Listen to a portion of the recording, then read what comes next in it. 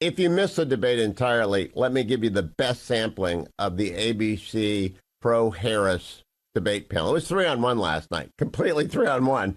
But here are the ABC moderators, a montage. Cut 53, please. Do you believe Americans can afford higher prices because of tariffs? There is no state in this country where it is legal to kill a baby after it's born.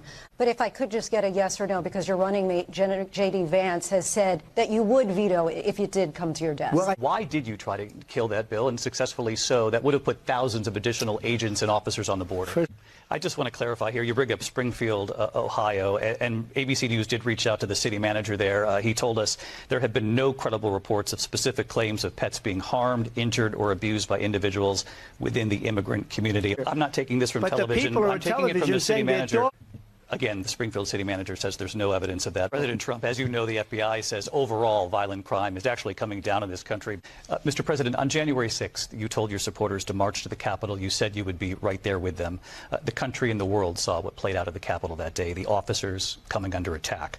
Aides in the West Wing say you watched it unfold on television off the Oval Office. You did send out tweets, but it was more than 2 hours before you sent out that video message telling your supporters to go home. Is there anything you regret about what you did on that day? The question was about you as president, not about former Speaker Pelosi.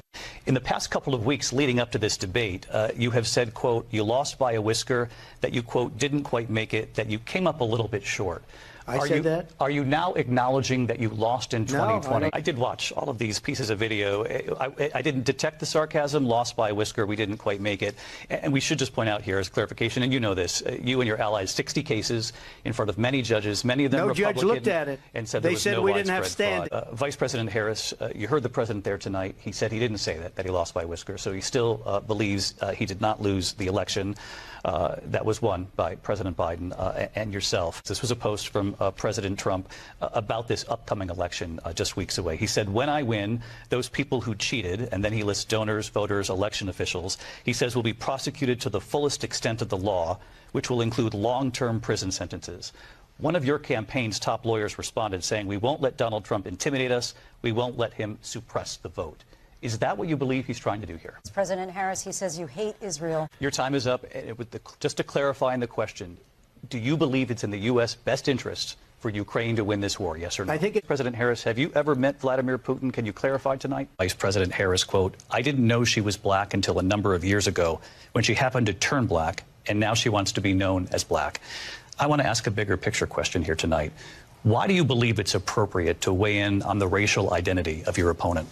But those were your words. So I'm asking Vice President Harris your thoughts on this. So just a yes or no, you still do not have a plan. President Trump, with regard to the environment, you say that we have to have clean air and clean water. Vice President Harris, you call climate change an existential threat. The question to you both tonight is, what would you do to fight climate change? It was the worst moderation I have seen. I am 68 years old. I've done 5 GOP presidential primary debates, moderated them, co-moderated them. I have watched every presidential debate in my life. They beat Candy Crowley. She had one bad misstep in 2012. Many people criticized Chris Wallace in 2020. This was far worse. ABC just tanked. I wonder when they called the city manager, which is the poor city manager of Springfield, Ohio today.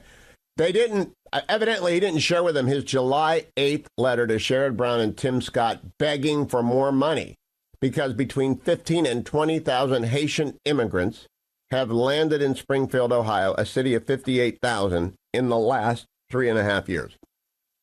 Do you think the fact check might have put that in there?